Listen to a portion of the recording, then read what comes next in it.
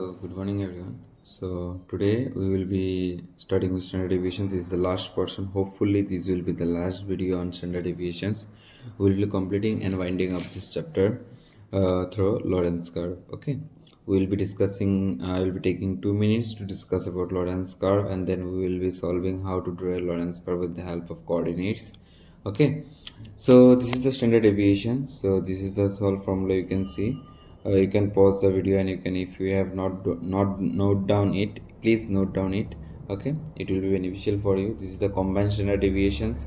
Okay, we have solved many numericals of this chapter, and today we will be starting with question number 31. Yesterday we completed question number 30. Okay, I also told you, please give a revisions, please give a try to it, not only depends on me. Okay, so now this is the question number 31. Okay, not wasting my time, just going into the depth. Okay, a study examination results that 1,000 students in a year. Okay, 1,000 students in a year. 1,000 students in a year, 2,000 gave average secured marks is 50%. So their average of 1,000 students is 50%. तो the standard deviation उनको दे रखा है 3%. और फिर से 2001 में उनका percentage आया है 55%, but number of student same है, एन सेम है, तब उनका स्टैंडर्ड डेविएशन आया था 5%. तब हमको देखना है कि उनके रिजल्ट्स में कितना इम्प्रूवमेंट आया है, कंसिस्टेंसी कितना है. तो ये कैसे चेक करेंगे, कंसिस्टेंसी या फिर रिजल्ट में इम्प्रूव कैसे चेक करेंगे, कोफिशिएंट ऑफ वेरिएशन याद रखना. ठीक है, सो एकदम सिंपल है. गिवन से शुरू करो. कितना दे रखा है, N. So in the year 2000 n is equal to 1000, standard deviation is equal to 3% and mean, ये एवरेज जो रखा है, एवरेज जो दे रखा है उसका नाम क्या है, मीन है. ठीक है, सो मीन आपका 50% दे रखा है. आपको क्या निकालना है, coefficient of variation. So coefficient of variation short form में हम सीवी लिख लेते हैं. कोफिशिएंट ऑफ वेरिएशन का हमारा फॉर्मूला क्या है, standard deviation by mean into 100. So क्या आंसर आएगा फटाफट से, 3/50 इंटू 100, 52. सो आपका आ जाएगा 6% coefficient of variation. Similarly in the year 2001, okay, n is equal to same, students remain same, standard division क्या हो गया आपका 5 हो गया. ठीक है, और उनका मीन क्या हो गया, देखो तो देखिए, मीन हो गया उनका 55%. मीन कितना है उनका, 55%. सो आपको क्या निकालना, coefficient division. So coefficient division is equal to standard division by mean into 100. So standard division क्या हो जाएगा फटाफट से, 555 इंटू 100. ओके, 5 11 9.099. ओके, जैसे कि 11 9, यस 9.100 11 9 99 100, यस. सो 9.09 और 099 ऐसे करके रिपीट होता जाएगा.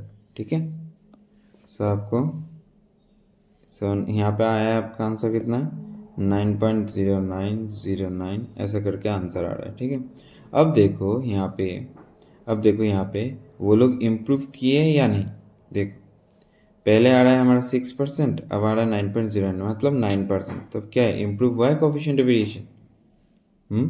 यहाँ पे कंसिस्टेंसी नहीं बोल रहे इम्प्रूव हुआ है कि नहीं. हाँ, इम्प्रूव हुआ है, परसेंटेज बढ़ा है. ठीक है, ओके. तो यहाँ पे चेक कंसिस्टेंसी नहीं है. कंसिस्टेंसी अगर बोलेगा तो बोलोगे 2000 में ज़्यादा अच्छा था. हाँ, उनका रिजल्ट कंसिस्टेंट आ रहा था, सबका ऑलमोस्ट सेम आ रहा था. पर 2001 में क्या हुआ, इम्प्रूव हुआ है, रिजल्ट इम्प्रूव हुआ है, किसी का बढ़ा है तो किसी का कम है. ठीक है, okay. Next, moving to the next question is 32. Question number 32. So यहाँ पे दे रखा है आपका मीन इनकम दे रखा है, स्टैंडर्ड डेविएशन भी दे रखा है. ठीक है, आपका क्या क्या दे रखा है, मीन इनकम और स्टैंडर्ड डेविएशन. सो आपको क्या निकालना है, compare the variability of incomes of teachers in two school. उनका वेरिएबिलिटी चेक करना है. क्या चेक करना है, वेरिएबिलिटी. सो चलो फटाफट से देख लेते हैं एक बार. आपको मीन दे रखा है, स्टैंडर्ड डेविएशन दे रखा है. सबसे पहले आपको क्या निकालना है, कोफिशिएंट निकालना है. क्या निकालना है, कोफिशिएंट।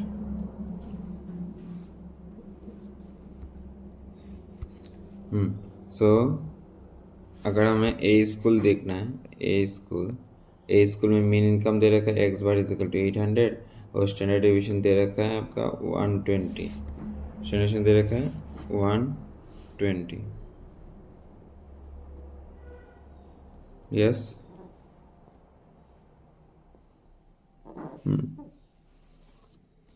सो आपको यहाँ पे स्टैंडर्ड डिवीजन निकालना, ये कोफिशिएंट निकालना। So C V is equal to कितना हो जाएगा, standard division by mean into 100। यही प्रोसेस अप्लाई करना है और कुछ नहीं है, ठीक है। 120 डिवाइडेड बाई 800 इंटू 100, 0 0 4 2 430 2 15। सो यहाँ पे आ गया 15। नेक्स्ट उसी तरह बी का निकालना है।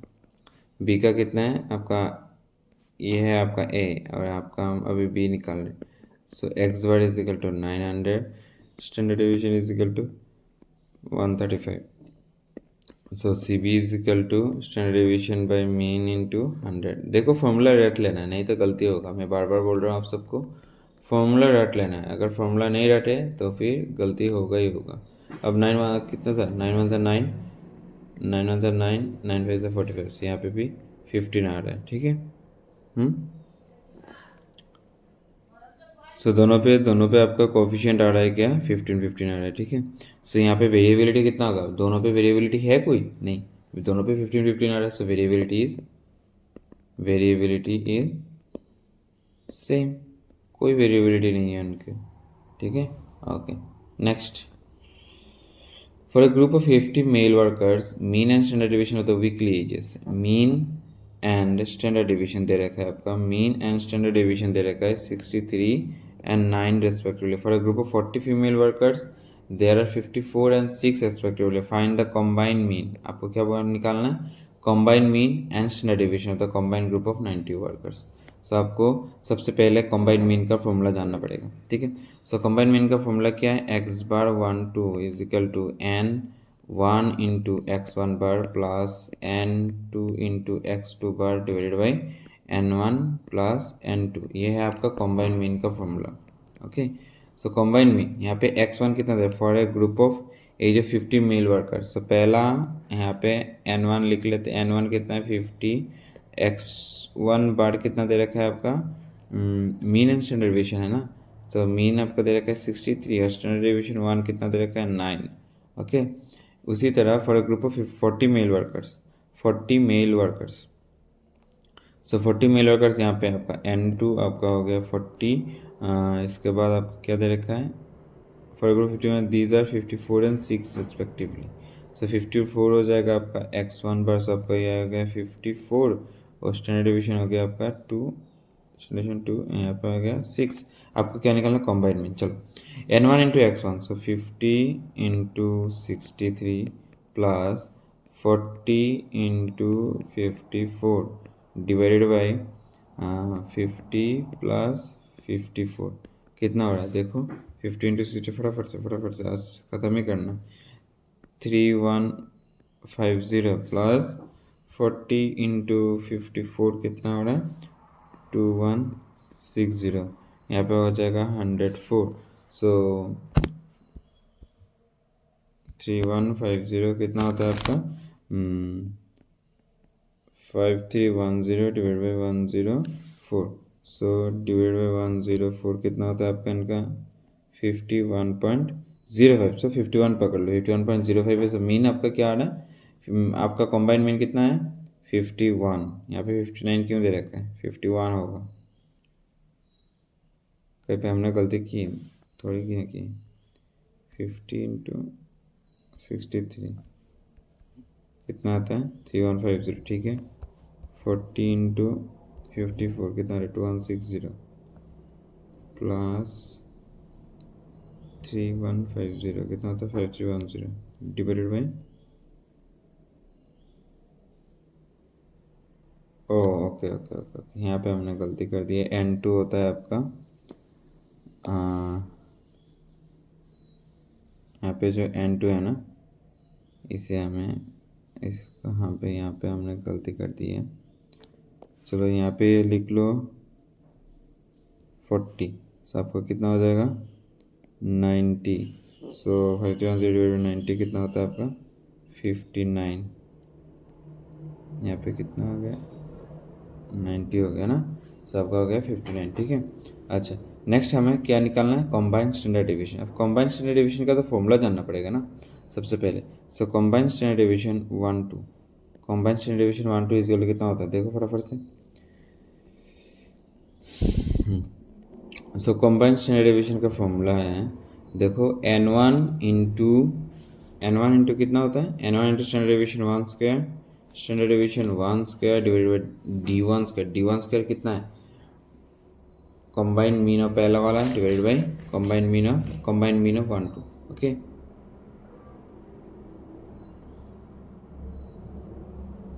ये फॉर्मूला फटाफट से रट लो।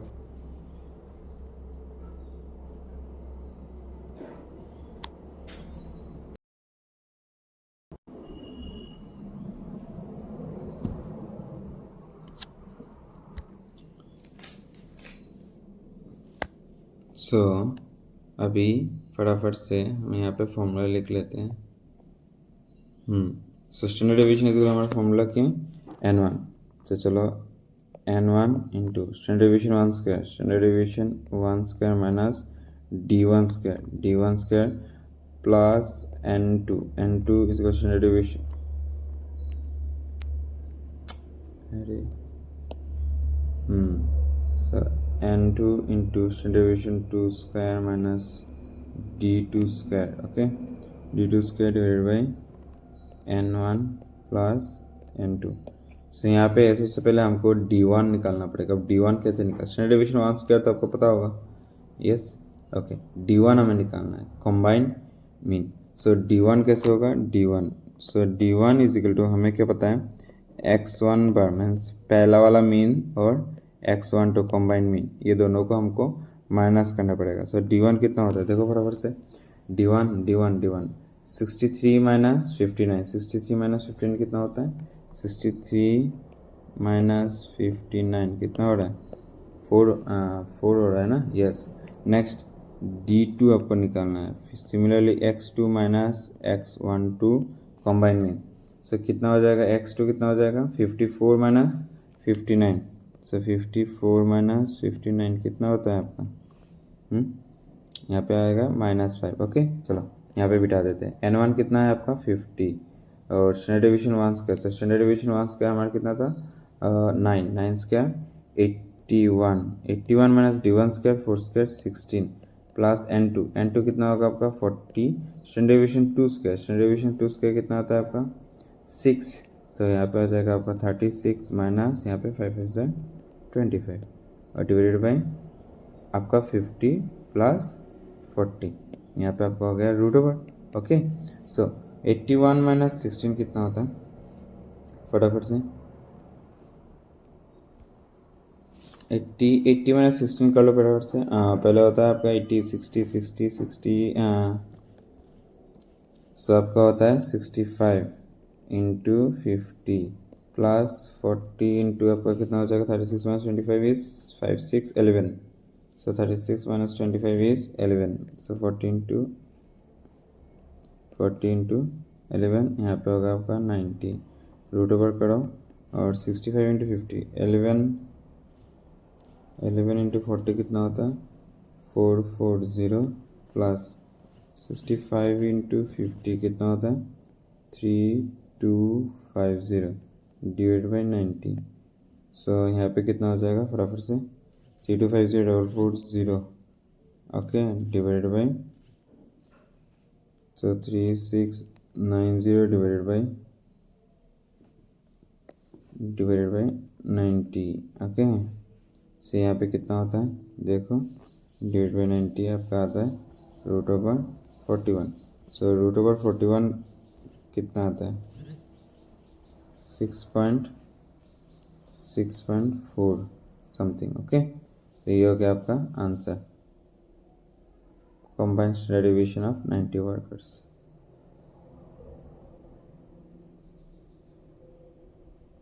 ना इसका 81 D1 डेविएशन कितना आ रहा है आपका 63 माइनस 50, 63 माइनस 59 कितना होता है 4, 16, और यहाँ पे आपका है 40, और यहाँ पे आ रहा है 59 माइनस 4, 59 माइनस 54 और 5,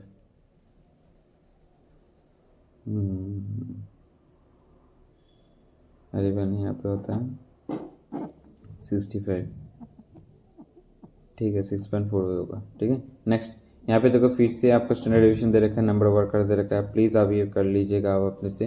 आपको क्या लिखा है, mean wages, calculate the mean wages and standard deviation. Mean wages मतलब कॉम्बाइन मीन यहाँ पे निकालना है, ठीक है। सो आपको यहाँ पे क्या निकालना पड़ेगा, कॉम्बाइन मीन और कॉम्बाइन स्टैंडर्ड डेविएशन, ओके। ये दोनों आप आराम से कर सकते हो, ठीक है, दोनों आपके लिए। Next, the first two samples has 100 items with mean 15 and standard deviation is 3. If the whole group has 250 items with mean 15 plus standard deviation 13.44, find the standard deviation of the second group. So पहले वाला group का दे रखा है, दूसरे वाले को निकालना है, ये आप कर सकते हो। नेक्स्ट, अच्छा ये वेरिएंस का न्यूमेरिकल्स है, ठीक है, ये वेरिएंस का न्यूमेरिकल्स है।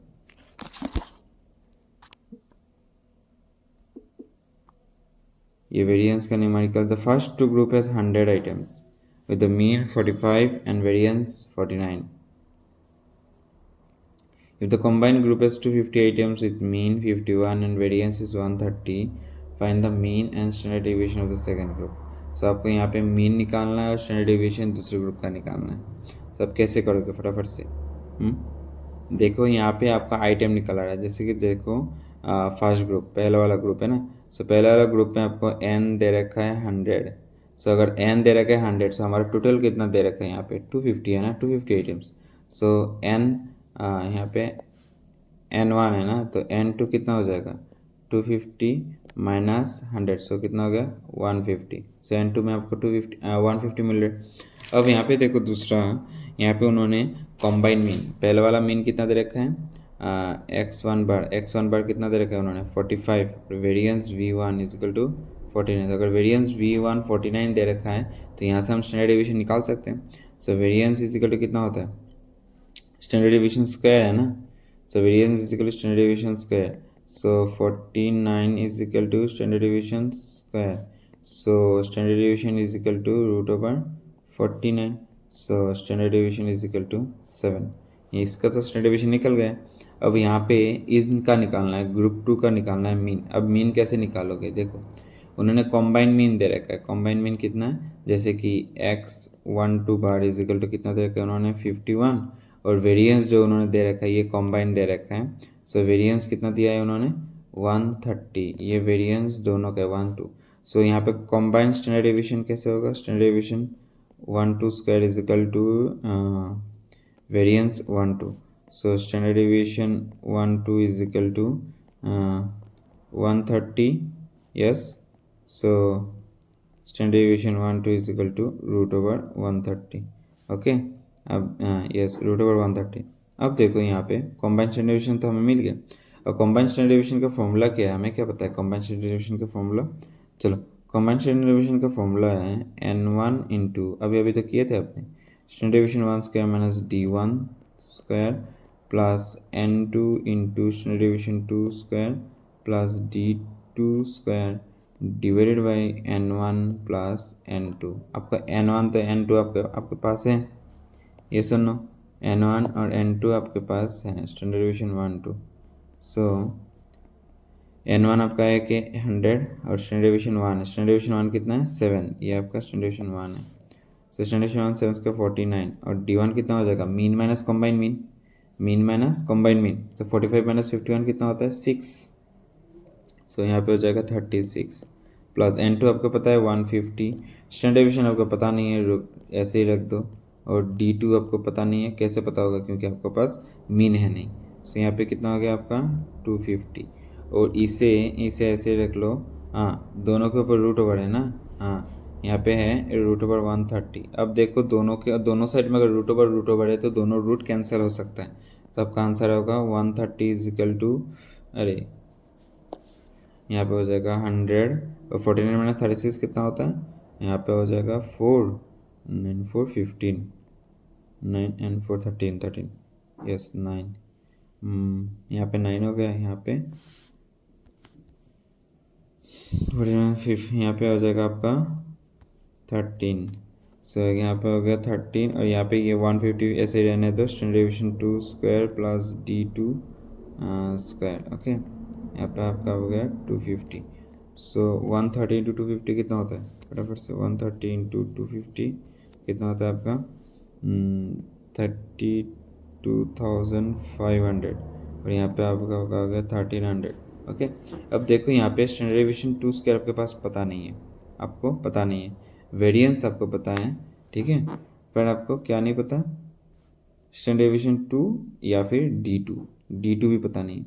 अब D2 यहाँ पे आपको निकाल पाओगे, जैसे कॉम्बाइंड मीन है ना, कॉम्बाइंड मीन से आप यूज़ कर सकते हो। जैसे कॉम्बाइंड मीन पे देखो, कॉम्बाइंड मीन का हमारा फॉर्मूला क्या था, कॉम्बाइंड मीन का फॉर्मूला था N1 into X1 bar plus N2 into X2 bar divide by N1 plus N2, ये हमारा था कॉम्बाइंड मीन का फॉर्मूला। और कॉम्बाइंड मीन हमारा आया क्या है 51, और N1 इंटू X2 कितना आता है, जैसे कि 45 इंटू 100 कितना हो जाएगा 4500 प्लस ये आपको N2 तो पता है 150 और X2 आपको पता नहीं, ये आप रख दो और यहाँ पे आ जाएगा आपका 250। अब 250 इंटू 51 कितना आता है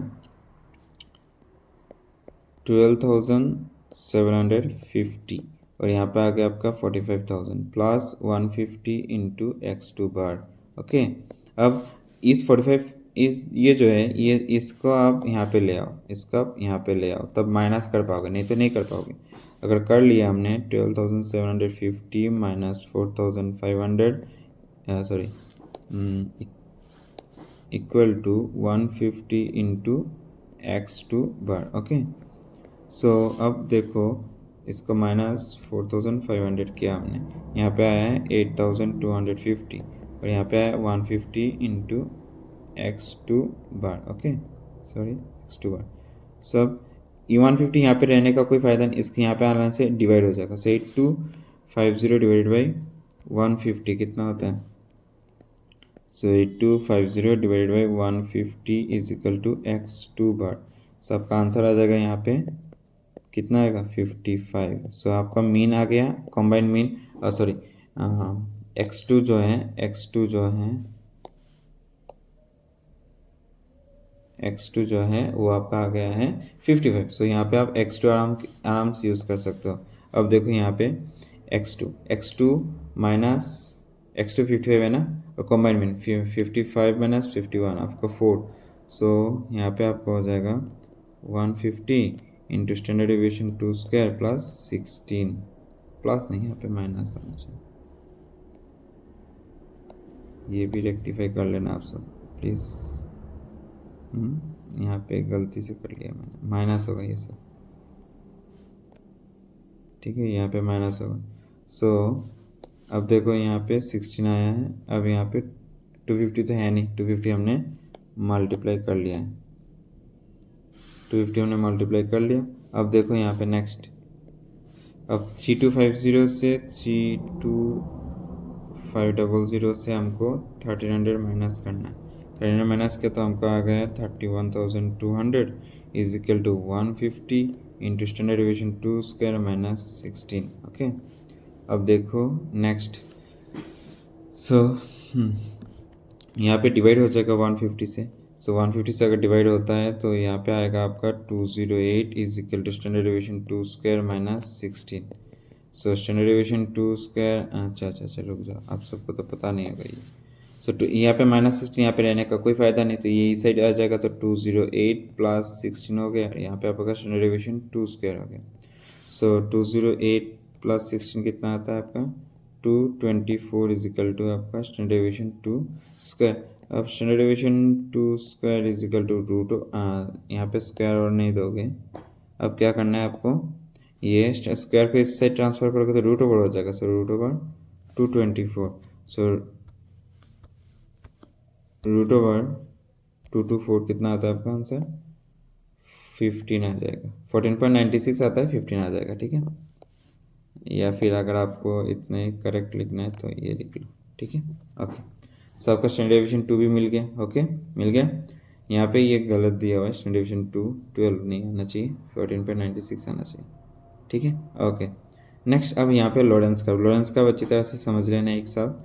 लॉरेंस कर्व क्या होता है? लॉरेंस कर्व में हमको क्या अभी अभी है तो हमने न्यूमेरिकल्स करके किया है, पर लॉरेंस कर्व पे हम क्या करेंगे, ग्राफिकली हम समझेंगे कि एक वेरिएबल दूसरे वेरिएबल से कैसे अलग है, ठीक है।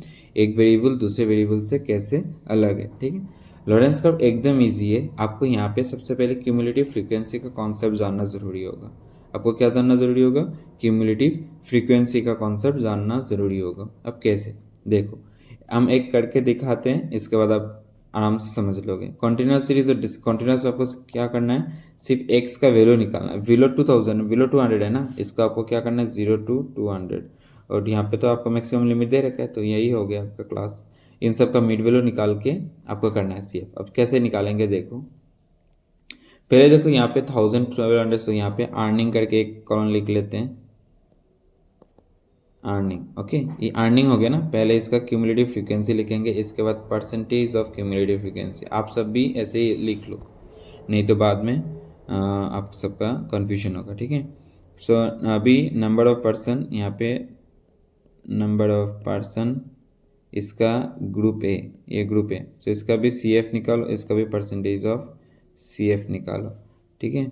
ये सबको निकालना पड़ेगा। नेक्स्ट बी, बी में भी आपको नंबर ऑफ पर्सन, इसके बाद सी एफ, इसके बाद परसेंटेज सी एफ निकालना पड़ेगा, ठीक है। अच्छा, अब चलो अर्निंग पे पहला है 1000, इसके बाद 1200, इसके बाद 1400, इसके बाद 1600, इसके बाद 2000, इसके बाद 2800। ये है आपका अर्निंग। इन पे सी एफ अगर निकालोगे तो फटाफट से, अच्छा ये भी उठा देता हूँ, यहाँ पे 600, यहाँ पे 800, यहाँ पे 1200, यहाँ पे 900, यहाँ पे 1000, यहाँ पे आपका आ गया 500।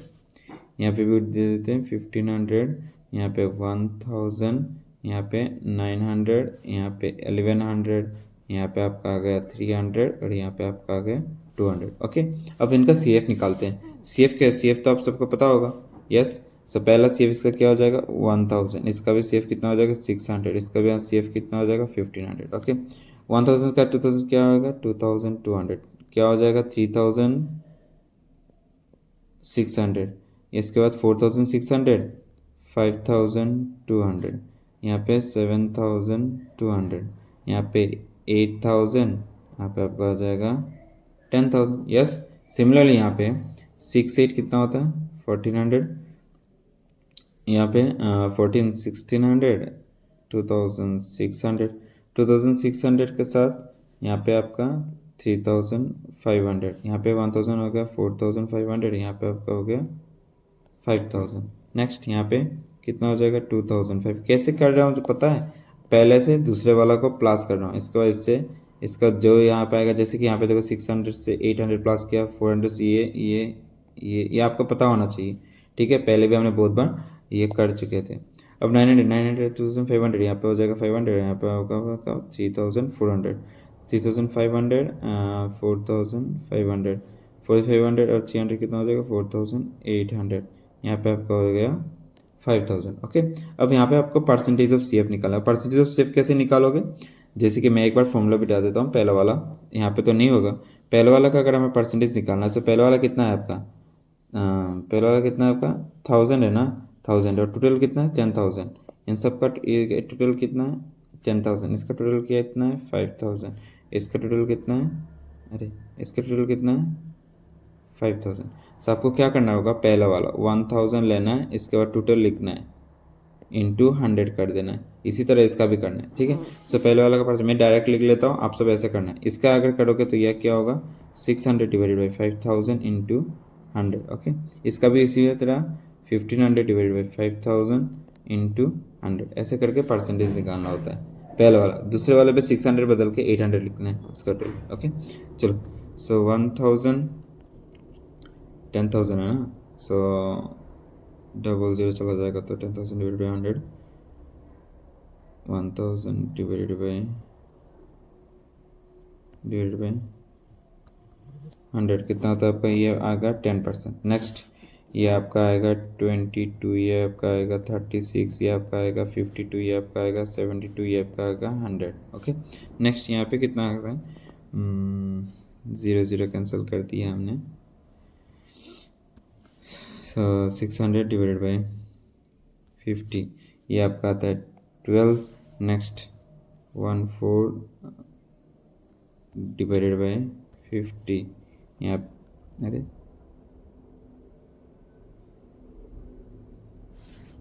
सॉरी 1400 डिवाइडेड बाई 50 कितना था आपका, ये 28%। ओके, नेक्स्ट 2600 डिवाइडेड बाई 50 कितना आता है आपका, ये 52%।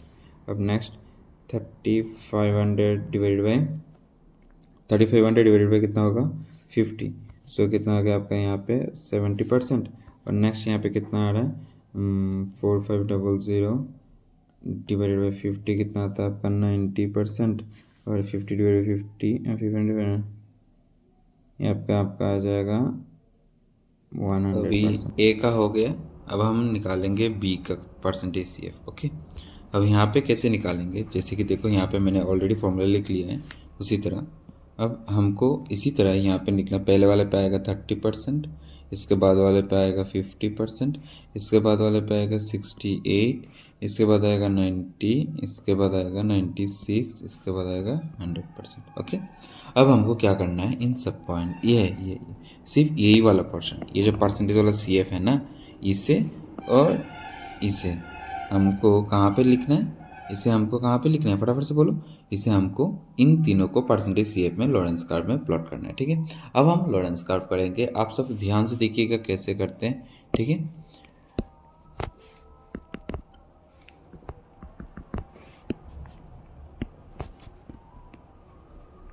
ओके, चलो लॉरेंस कर्व करते हैं।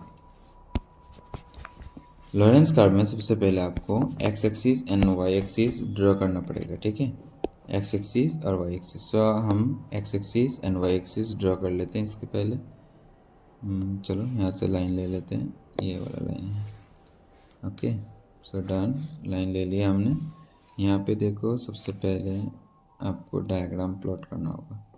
सो इसी तरह एक एक्स एक्सिस और इसी तरह एक वाई एक्सिस ड्रॉ कर लेना है। ठीक है, दोनों तरफ से। ठीक है, अब ड्रॉ करने के बाद आपको क्या करना पड़ेगा, यहाँ पे लिख लेना है एक्स एक्सिस और यहाँ पे देना है 0, यहाँ पे भी एरो देना है, यहाँ पे भी नीचे एरो देना है, ऊपर भी एरो देना है। ये सब ग्राफ के एक तरीके होते हैं। ठीक है, ड्रॉ करने के।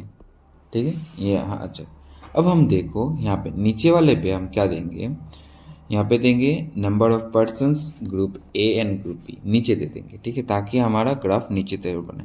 सो यहाँ पे लिख लो नंबर ऑफ पर्सन। ओके, और यहाँ पे लिख लेना group A and B. Okay, और इस तरफ आपको लिखना होगा यहाँ पे क्या है, अर्निंग्स। ओके, सो अर्निंग का भी क्यूमुलेटिव परसेंटेज यहाँ पे दे देंगे। यहाँ पे हो जाएगा आपका अरे अर्निंग्स। ओके, हो गया। तो यहाँ पे हो गया आपका अर्निंग्स। और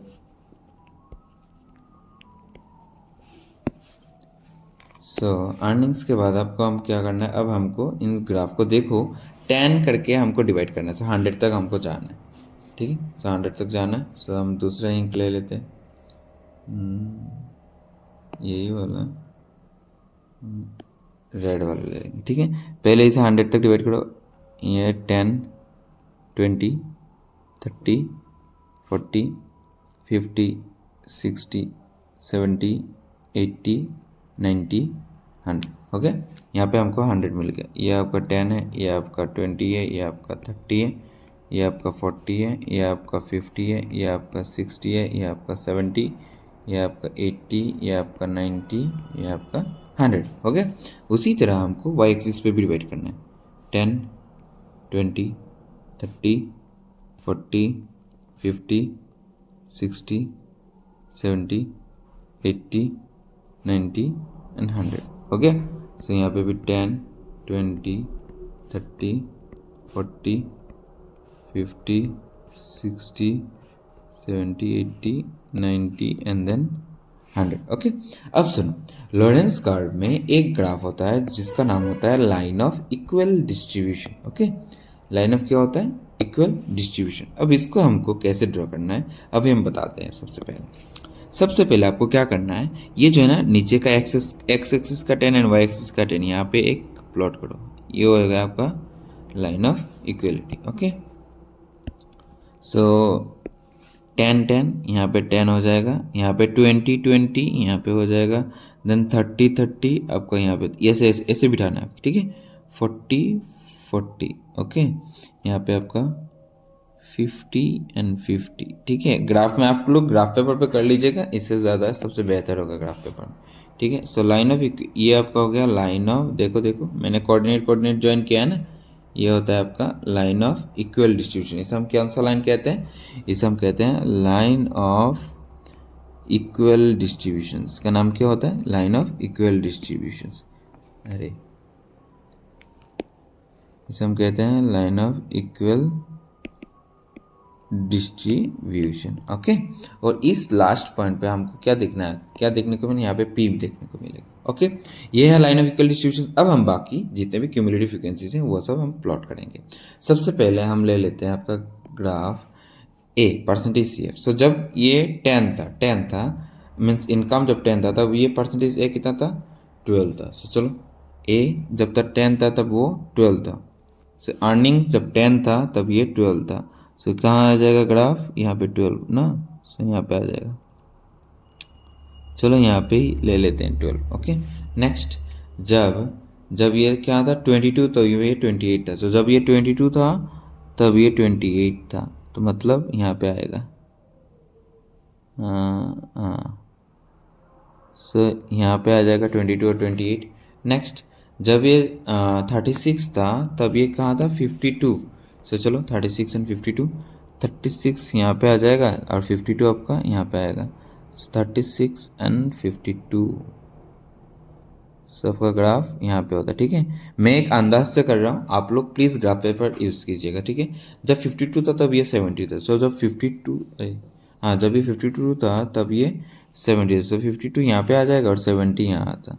सबका मतलब यहाँ पे आया, यहाँ पे आ रहा है आपका ग्राफ, ठीक है। सो ये 52 70। ओके, नेक्स्ट, जब ये 72 था तब ये 90 था। तो जब ये 72 तब ये 90, 72 कहाँ पे आ रहा है? यहाँ पे आ रहा है। तो 72 अगर यहाँ पे आता तो 90 कहाँ पे आ रहा है? यहाँ पे। तो आपका ग्राफ यहाँ पे हो जाएगा। हाँ, सो 90 यहाँ पे हो रहा है।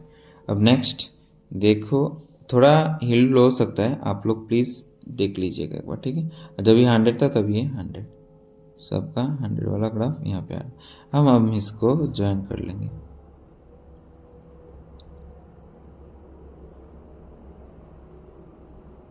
इसे कहाँ पे आना? यहाँ पे आके ज्वाइन करना। सो इसे आपको क्या लिखना है? ए, ठीक है, ए। अब हम बी का ड्रॉ करेंगे, ठीक है। अब हम बी का ड्रॉ करेंगे सिमिलरली, ये इनकम वाला और यहाँ पे। तो जब ये 10 था तब ये 30 था। तो जब अर्निंग 10 था तब ये 30 था, तो 30। सो यहाँ पे आ जाएगा आपका पहला कोऑर्डिनेट। नेक्स्ट, जब ये 22 था तब ये 50 था। जब ये 22 था तब ये 50। सो 22 और 50 यहाँ पे आ जाएगा। हाँ, सो 22 एंड 50। जब ये कहाँ था? 36 था तब ये 68। जब ये 36 तब ये 68। 68 मतलब 70 के आसपास। जब ये 38 था तब ये 68, तब यहाँ आ जाएगा। नेक्स्ट, जब ये 52 था तब ये 90। जब ये 52 था तब ये 90। 52 था तब ये 90। 52 था तब ये 90 था। 52 था तब ये 90। नेक्स्ट, जब ये 72 था तब ये 96। जब ये 72 था तब ये 96। 72 था तब ये 96 आ रहा है ना। 72 था तब ये 96 मिल रहा है। और जब ये 100 था तब ये 100, ठीक है। अब हम इन सबको ज्वाइन कर लेंगे। इसे दूसरे ग्राफ से यूज़ करते हैं। ये हो रहा है हमारा ग्राफ, ठीक है। मेरे यहाँ पे थोड़ा टेढ़ा बेढ़ा हो जा रहा है, आप लोग प्लीज़ ऐसा मत कीजिएगा, आप लोग आराम से ग्राफ पे पढ़िएगा। सो ये आपका हो गया बी, ठीक है। अब ये है हमारा measure of dispersion Lawrence curve के जरिए। ठीक है, तो यहाँ पे हमने ड्रॉ कर लिया। अब हम यहाँ पे कैसे चेक करेंगे कि ये डिस्पर्शन किस में ज़्यादा है या फिर किस कंसिस्टेंसी। जैसे कि आपके क्वेश्चन ने बोला नहीं है ये सब निकालने के लिए, फिर भी हम बोल दे रहे हैं कैसे हमको डिस्पर्शन चेक करना। अब देखो, लाइन ऑफ इक्वल डिस्ट्रीब्यूशन से ये ए वाला जो ग्राफ है ना, इतना दूर है ना, इतना ही इसका डिस्पर्शन है। इतना ही इसका क्या है, इतना ही इसका डिस्पर्शन है। ओके, और जो बी वाला ग्राफ है ना, इससे देखो लाइन ऑफ इक्वलिटी और इसका लाइन जो है इतना है उसका डिस्पर्शन। तो यहाँ पे हमसे कैसे, अगर यहाँ से बोल रहे हैं, यहाँ से अगर कोई पूछता है कि किस में ज़्यादा कंसिस्टेंसी है, तो आप कौन सा बोलोगे। जैसे कि देखो, हमने वहाँ पे क्या था कि जो परसेंटेज 0 के आसपास होगा वो ज़्यादा कंसिस्टेंट होगा, और जो 100 के आसपास होगा वो इनकॉन्सिस्टेंट होगा। यहाँ पे भी उसी तरह लाइन ऑफ इक्वलिटी को आप 0 पकड़ लो और देखो कौन सा ज़्यादा 0 के आसपास है। ए आ रहा है 0 के आसपास, तो यहाँ पे कौन सा कॉन्सिस्टेंट ज़्यादा होगा, ए कॉन्सिस्टेंट ज़्यादा होगा। ठीक है, इसे याद करके आपका यहाँ पे लॉरेंस कर्व खत्म होता है। यहाँ पे आपने डिस्पर्शन चेक के लिए, कंसिस्टेंसी हमने देख लिया, वेरिएंस देख लिया दोनों पे। दोनों का अगर वेरिएंस पूछता है तो ये है दोनों का वेरिएंस, ये है दोनों का वेरिएंस, ये है दोनों का डिस्पर्शन D1, यहाँ पे है D2, ये है D1 D2, और यहाँ पे उनका वेरिएंस आ गया। ठीक है, सो इतना ही इस चैप्टर पे, इतना ही दिखाना है और कुछ नहीं। ठीक है, प्रिपेयर लॉरेंस कर्व सिर्फ बोला था, हमने लॉरेंस कर्व प्रिपेयर कर लिए। ठीक है, ओके। अब सुनो एक चीज़, आपको अगर कंटिन्यूस सीरीज आ जाता है, देखो यहाँ पे कंटिन्यूस सीरीज आ रखा है। ठीक है, यहाँ पे क्या आ रखा है, कंटिन्यूस सीरीज। अब यहाँ पे कंटिन्यूस सीरीज पे आपको कैसे करना है, कंटिन्यूस सीरीज से क्या करना है आपको, ये जो बिलो 200 है ना, इसे 0 से 200 पकड़ना है। और यहाँ पे तो ऐसे क्लास दे रखा है, इन सब का क्या करना है, मीड वैल्यू निकालना है। इन सब का क्या निकालना है, मीड वैल्यू निकालना है। सो आपका एक्स का डाटा निकल गया, और एक्स का इसके बाद पहले आपको मीड वैल्यू निकालना है, इसके बाद आपको मीड वैल्यू का क्या निकालना है, सी एफ निकालना है, इसके बाद परसेंटेज ऑफ सी एफ निकालना है। उसी तरह फैक्टरी ए यहाँ पे लिखोगे, फैक्टरी ए का सी एफ और फैक्टरी ए का परसेंटेज सी एफ। उसी तरह बी लिखोगे, बी का सी एफ निकालोगे, और यहाँ पे परसेंटेज ऑफ सी एफ। आपको सिर्फ क्या निकालना है, मीड वैल्यू निकालना है, और ये सब दोनों निकाल, बाकी सब सेम है ना, उसी तरह सिर्फ आपको मीड वैल्यू निकालना है। ठीक है, आशा करता हूँ आप सब ये कर पाओगे। अगर कुछ भी यहाँ पे कोई गलती या फिर कुछ डाउट हैं, आप प्लीज़ कमेंट सेक्शन पे मेंशन कीजिएगा। ठीक है, और आज का वीडियो हम यहाँ पे ख़त्म करते हैं, ये चैप्टर यहाँ पे ख़त्म होता है। अगर कहीं पे भी कुछ डाउट है, प्लीज़ वीडियो के नीचे मेंशन कीजिएगा, हम आपका डाउट सॉल्व करने की कोशिश करेंगे। Okay, Lawrence curve last concept, ठीक है, मेजर ऑफ डिस्पर्शन के। अच्छा, फिलहाल एक मार्क के क्वेश्चन पे ये भी आ सकता है कि लॉरेंस कर्व से हम डिस्पर्शन चेक कर सकते हैं या नहीं। हाँ, हम चेक कर सकते हैं ना, अभी अभी तो डिस्पर्शन चेक किया था। वेरिएंस चेक करते हैं, हाँ चेक कर सकते हैं। कंसिस्टेंसी चेक कर सकते हैं, हाँ चेक कर सकते हैं। ठीक है, ओके। जाते जाते ये बोलना चाहता हूँ कि अगर आपने वीडियो को सब्सक्राइब नहीं किया, प्लीज़ सब्सक्राइब कीजिएगा, लाइक और शेयर जितना चाहे उतना कीजिएगा। ठीक है, और कमेंट सेक्शन पर ज़रूर मेंशन कीजिएगा अगर कोई डाउट हो तो। Thank you, have a good day, bye bye.